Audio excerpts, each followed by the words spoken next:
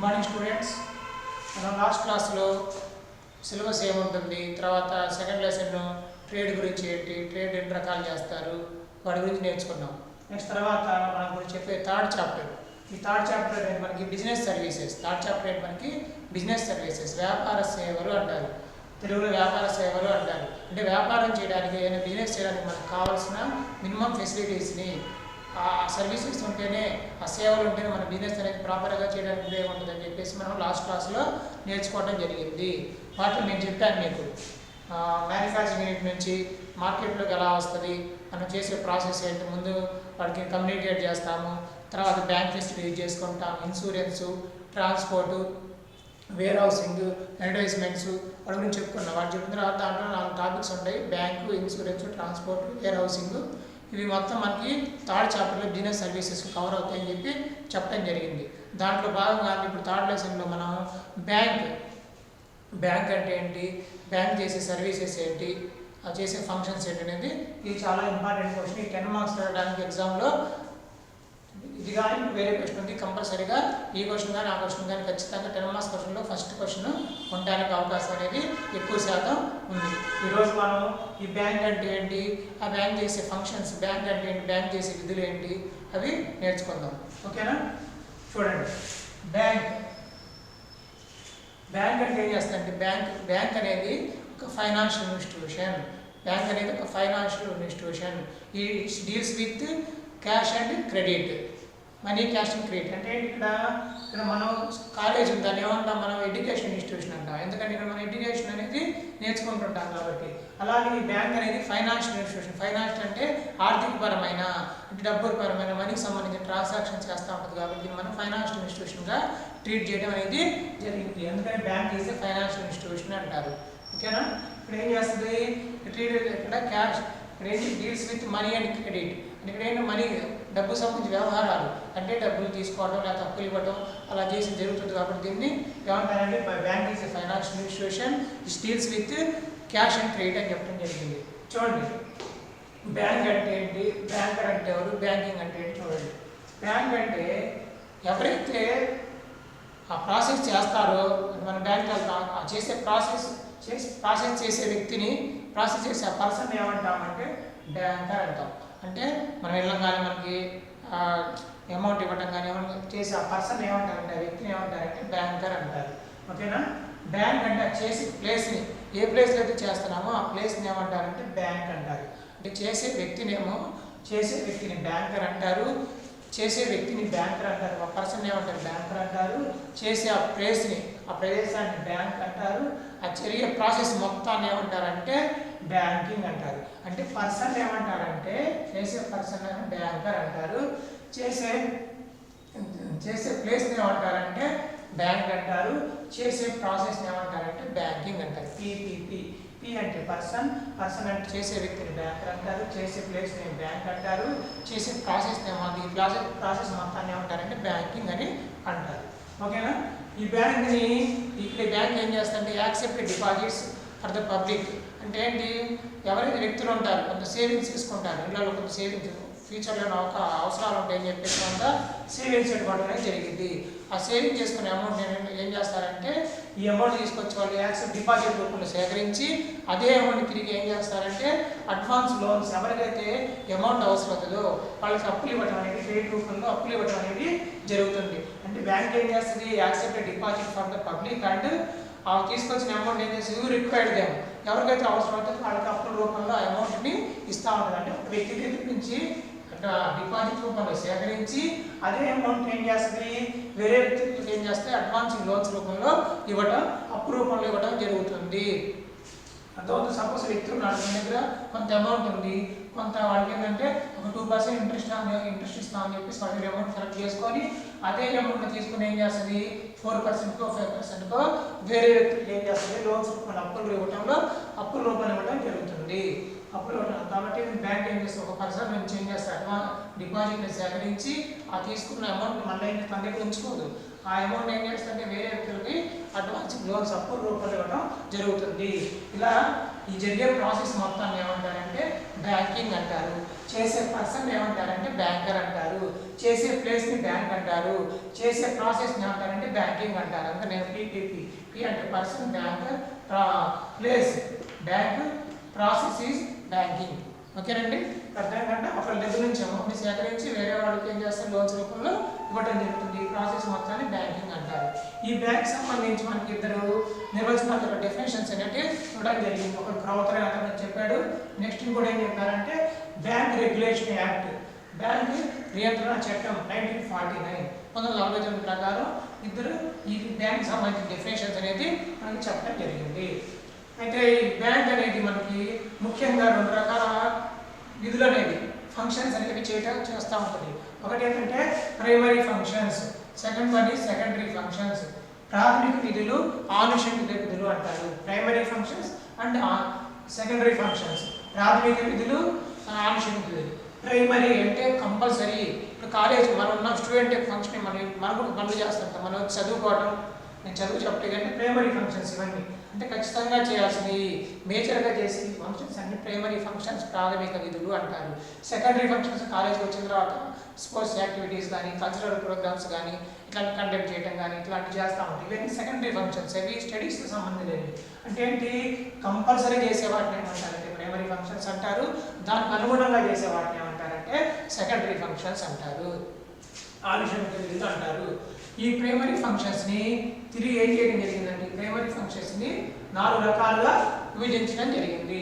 అంటే ప్రాథమిక విధుల్ని 4 రకాలుగా విభజించడం జరిగింది. అదొకటి అడ్వాన్సింగ్ లోన్స్, అడ్వాన్సింగ్ డిపాజిట్లు సేకరించడం. రెండోది అడ్వాన్సింగ్ లోన్స్, అప్పులు తిరిగి అప్పులు ఇవ్వడం. తర్వాత నెక్స్ట్ ఏంటి, provision of payment system, provision of చెల్లింపుల పద్ధతి, క్రియేషన్ ఆఫ్ క్రెడిట్, పరపతి అంటే అప్పులు పుట్టించడం అన్నమాట. అంటే డిపాజిట్ని సేకరించడం, తీసుకున్న వాటిని వేరే వాళ్ళకి అప్పులు ఇవ్వటం, పేమెంట్ సిస్టమ్ చెల్లింపు పద్ధతి ఎలా ఉంటుంది. నెక్స్ట్ వచ్చేసి అప్పులు క్రియేషన్ ఆఫ్ క్రెడిట్, అప్పుల్ని పరపతిని సృష్టించడం, పరపతి సృష్టి అంటారు తెలుగులో. అంటే బ్యాంక్ ఫంక్షన్స్ ఎన్ని రకాలు, మేజర్గా 2 రకాలు.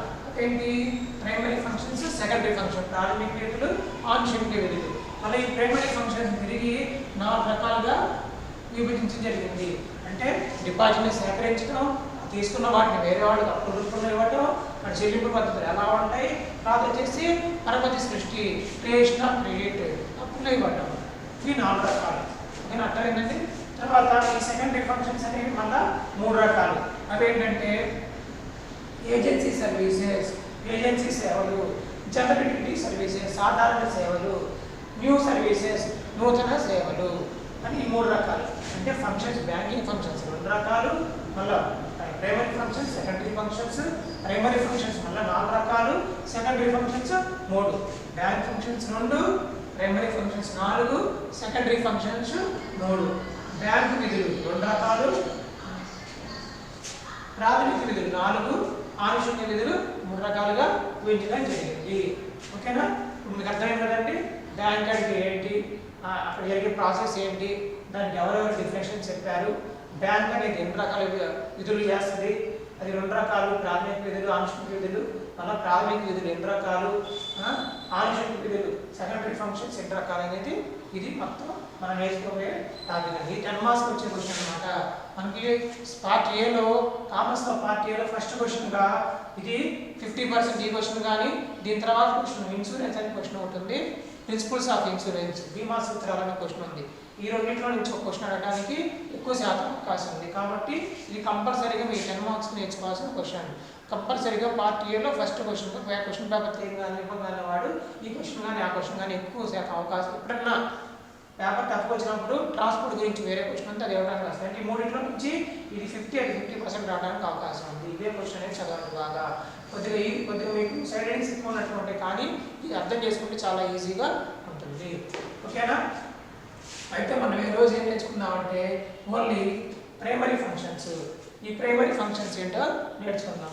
ప్రాథమిక విధులు అంటే ఏంటో నేర్చుకుందాం. ఫస్ట్ ఏం చెప్పాను, ప్రాథమిక విధులు 2 రకాలు చెప్పాను, 4 టైప్స్. ఒకటేంటి, advancing, accepting deposits. Accepting deposits అంటే డిపాజిట్లను సేకరించడం.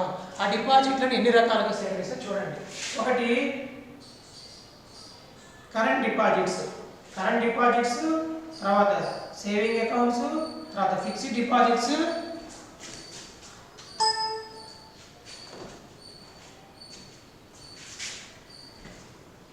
చూడండి ఈ ప్రైమరీ ఫంక్షన్స్ 4 టైప్స్ పెట్టారు. ఒకటి ఏంటి,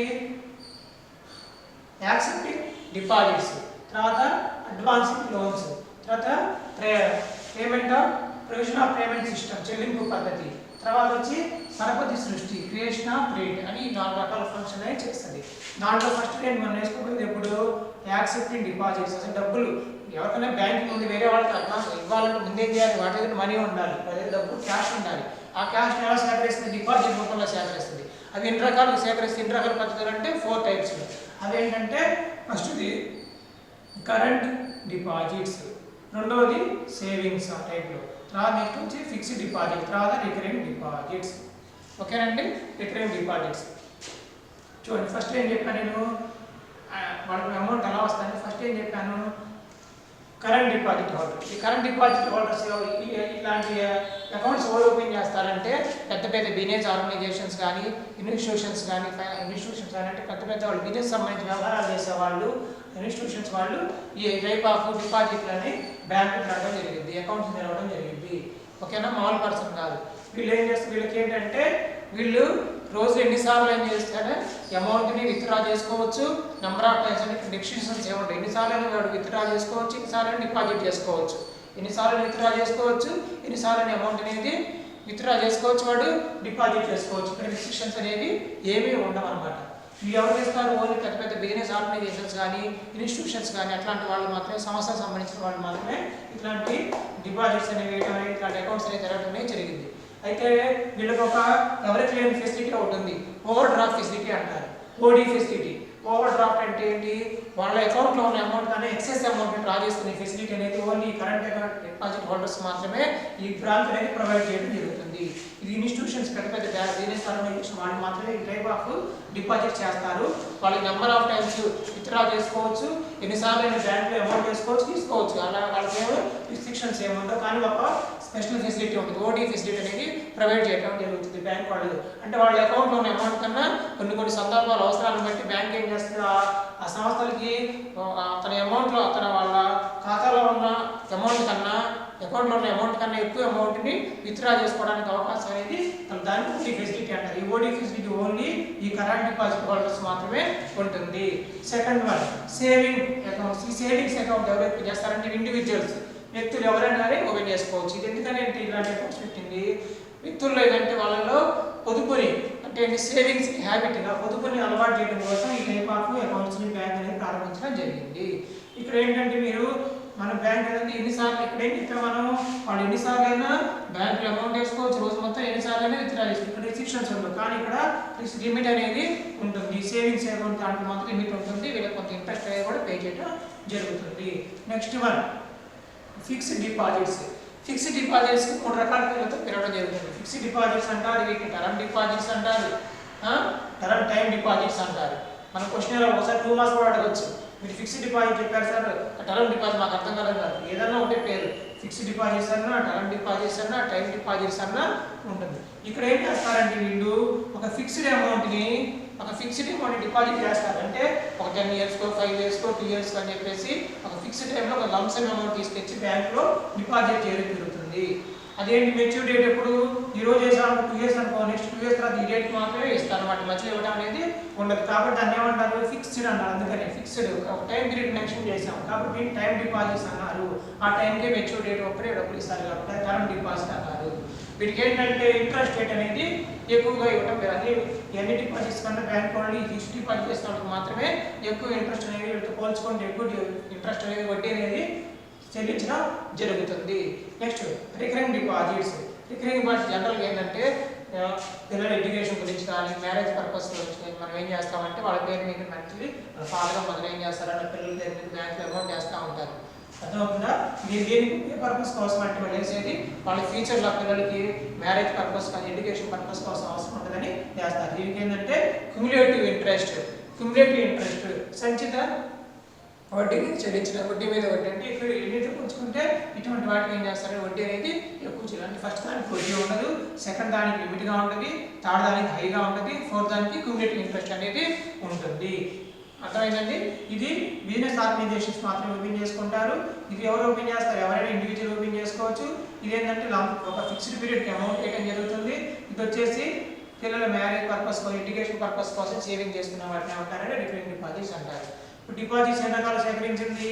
4 రకాలుగా చెప్పాక, current deposits, saving deposits, fixed deposits, తర్వాత రికరింగ్ డిపాజిట్స్. నెక్స్ట్ తీసుకుంది బ్యాంక్. వాళ్ళ దగ్గర పెట్టుకుంటే ఉపయోగం. వాళ్ళ పర్పస్ ఏంటి? ఇక్కడ బ్యాంక్ అంటే నేను ఏం చెప్పాను, ఒక దగ్గర తీసుకొని ఇంకొకరికి ఇవ్వటం. ఇక్కడ తీసుకున్న తర్వాత ఏం చేయాలి? వేరే వాళ్ళకి అప్పుల రూపంలో ఇవ్వాలన్నమాట. అది ఎన్ని రకాలుగా ఇస్తుందంటే, ఒకటి క్యాష్ క్రెడిట్. ఏం లేదు క్యాష్ క్రెడిట్ అంటే ఒక ఏటీఎం కార్డు మన దగ్గర ఏంటి, క్రెడిట్ కార్డు ఉంది. వాడు ఏం చేస్తాడు? మన దాంట్లో అమౌంట్ ఏముండదు, ఒక అమౌంట్ అనేది వాడు క్రెడిట్ కార్డు ఉంది కాబట్టి ఈ సంవత్సరంలో ఈ టైంలో నువ్వు 5 లక్షల దాకా 2 లక్షల దాకా వాడుకోవచ్చు అంటాడు.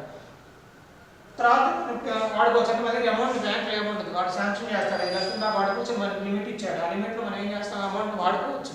వాడుకున్న దాన్ని వాడు ఇంట్రెస్ట్ క్యాలిక్యులేట్ చేసి తీసుకుంటాడు. తర్వాత పే చేయొచ్చు. అమౌంట్ లేకపోయినా కానీ ముందు మనం వాడుకున్న తర్వాత రీపే చేసుకోవచ్చు. ఆ లిమిట్ అనేది సమ్ లిమిట్ అనేది ఇస్తాడు. ఆ టైం పీరియడ్ అని ఇస్తాడు. అట్లా ఇచ్చే వాటిని అలా ఆ విధంగా ఇచ్చే అప్పులు ఏమంటారంటే క్యాష్ క్రెడిట్ అంటారు. తర్వాత నెక్స్ట్ ఇది లోన్స్. జనరల్గా ఏంటంటే ఎవరైనా హౌస్ లోన్స్ పెట్టుకోవాలంటే ఏమైనా అమౌంట్ అవసరమైనప్పుడు వాళ్ళకి ఏం చేస్తారంటే లోన్స్ అప్పుడు అనేది బ్యాంక్ అనేది ఇవ్వడం జరుగుతుంది. Next money call short notice. Money పిలవగానే అంటే ఇదేంటంటే ఒక బ్యాంక్, ఇదేంటి పర్సన్స్కి ఇచ్చేది. ఇక్కడ ఏంటంటే ఒక బ్యాంక్ ఇంకో బ్యాంక్ ఇచ్చే లోన్ అనమాట.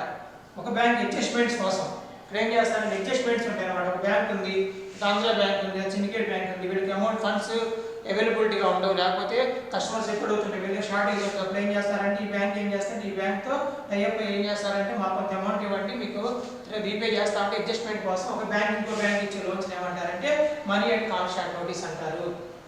ఇది టైం పీరియడ్ ఏంటంటే 1 to 14 days. 1 to 14 అంటే ఏంటి? అమౌంట్ తీసుకున్న తర్వాత మనం ఏం చేయాలి? వాళ్ళు ఇప్పుడు ఫోన్ చేసినప్పుడు అడిగితే మన అమౌంట్ అనేది రీపే చేయాలి. లేకపోతే 1 to 14 days, 1 నుంచి 14 రోజుల్లో ఆ అమౌంట్ అనేది కొంత ఇంట్రెస్ట్తో వాళ్ళు పే చేయాలి. అంటే ఒక బ్యాంక్ ఇంకో బ్యాంక్ ఇచ్చే లోన్స్ అప్పులు ఏమంటారంటే money and call short notice అంటారు. Next discounting bills. మన బిజినెస్ వైపు మళ్ళీ ఏం చేస్తారంటే వ్యాపారం చేసే వాళ్ళు ఏంటంటే ఎవరు కూడా అమౌంట్ పెట్టి ఎవరు చేయరు అని చెప్పారు. అంత క్యాష్ క్రెడిట్ ట్రాన్సాక్షన్ అంత క్రెడిట్ మీద అప్పు మీద చేస్తూ ఉంటారు. అలా చేసుకున్నప్పుడు అప్పుగా తీసుకున్నప్పుడు వాళ్ళు ఏం చేస్తారు? బిల్లు రాసిస్తారు. అదే బిల్లు ఉంటుంది, వసూలు బిల్లు ఉంటుంది. ఆ బిల్లు తీసుకొని ఏం చేస్తారు? రిసీబుల్ బిల్లు ఉంటే ఆ బ్యాంక్ దగ్గర బిల్లు ఉంది, నాకు అమౌంట్ అవసరమైంది, సమ్ ఎక్స్ పర్సన్ నాకు ఇచ్చాడు ఆ బిల్లు, ఆ 3 నెలల తర్వాత రీపే చేస్తాడు. ఇప్పుడు ఇవ్వండి, నాకు అవసరం వచ్చింది, నాకు నేనేం చేస్తాను? నా దగ్గర నీ బిల్లు ఉంది, వాడు ఇచ్చిన నెక్స్ట్ ఇచ్చిన బిల్లు ఉంది కదా, ఆ బిల్ తీసుకెళ్ళి బ్యాంక్లో పెట్టేసి నేనేం చేస్తానంటే నాకు కావాల్సిన అమౌంట్ అనేది తెచ్చుకుంటాను. అంటే బిల్లుని తనఖా పెట్టేసి, మార్టిగేజ్ పెట్టేసి, సెక్యూరిటీ పెట్టేసి నేను ఏం చేస్తాను? కొంత అమౌంట్ అనేది అప్పు రూపంలో తెచ్చుకుంటా. అంటే మన దగ్గర బిల్లు ఉంటే ఆ బిల్లు పెట్టుకొని కూడా మనకి ఏం చేస్తుంది? బ్యాంక్ అనేది మనకి ఏం చేస్తే అప్పు అనేది ఇస్తుంది. నెక్స్ట్ వచ్చి ఓవర్ డ్రాఫ్ట్ ఫెసిలిటీ. చెప్పాక ఓడి అన్నాక, ఓడి అంటే ఈ రూపంలో కూడా ఇస్తుంది. ఈ కరెంట్ డిపాజిట్ వాళ్ళకి ఏం చేస్తే ఓడి ఫెసిలిటీ ఉంటుంది. అంటే వాళ్ళ అకౌంట్లోని అమౌంట్ కన్నా ఎక్సెస్ అమౌంట్ డ్రా చేసుకునే ఫెసిలిటీని ఏమంటారంటే ఓవర్ డ్రాఫ్ట్ ఫెసిలిటీ అంటారు. అర్థమైంది కదండి? ఓవర్ డ్రాఫ్ట్ ఫెసిలిటీ అంటారు. ఇది మనకేంటి? ఫస్ట్ ఏంటి? యాక్సిస్ డిపాజిట్ సేకరిస్తుంది 4 రకాలుగా. ఆ తెచ్చిన వాటిని ఏం చేస్తుంది? ఈ 4 రకాలుగా ఏం చేస్తుంది? 5 రకాలుగా వేరే వాళ్ళకి అప్పుల రూపంలో ఇస్తుంది. నెక్స్ట్ ఏం చేస్తుంది? అది కాకుండా next provision of payment system. బ్యాంకులో జనరల్గా పేమెంట్స్ మొత్తం ఎలా ఉంటాయంటే చెక్స్ రూపంలో, టాక్స్ రూపంలో మాత్రమే పేమెంట్స్ ఎక్కువ ఏంటంటే క్యాష్లెస్ ట్రాన్సాక్షన్ ఉంటే వాళ్ళు ఇంపార్టెంట్ ఇస్తున్నారు. పేమెంట్ సిస్టమ్ మొత్తం చెక్స్ రూపంలో, టాక్స్ రూపంలో ఎక్కువ శాతం ఉంటుంది. Next creation of credit. పరపతి సృష్టి. అంటే నీకు ఎనీ టైం ఏ టైంలో కావాలన్నా నీకు పరపతి అంటే అమౌంట్ అప్పు క్రెడిట్ అంటే డబ్బులు క్రియేట్ చేస్తుంది బ్యాంక్. నీకు 1 లక్ష రూపాయలు అవసరమైంది, ఎవరైనా పక్కన అడిగితే ఏమంటాడు? దగ్గర అవైలబిలిటీ ఇవ్వండి, కొంచెం టైం ఇవ్వండి, 2 hours 3 hours 1 hour ఇస్తానని అంటాడు. కానీ అలా ఉంటుంది. బ్యాంక్ వెళ్తే నీకు ఎప్పుడు కావాలంటే అప్పుడు అప్పు అనేది పుడుతుంది, ఆ ఫెసిలిటీ అనేది కనిపిస్తుంది.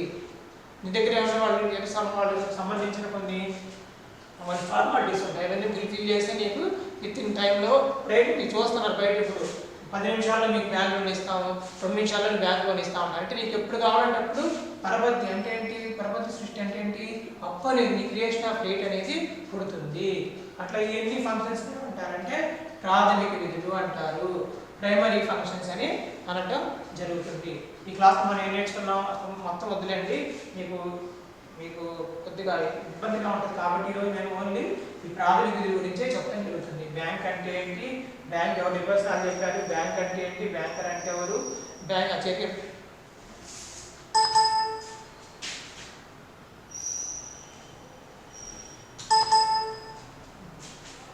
ఓకేనా. ఈ ప్రైమరీ ఫంక్షన్ మాత్రమే ఈ క్లాస్లో చెప్పడం జరిగింది. ఓకే, నెక్స్ట్ క్లాస్లో ఈ సెకండరీ ఫంక్షన్ అనేది మనం చెప్పుకుందాం. Okay, thank you.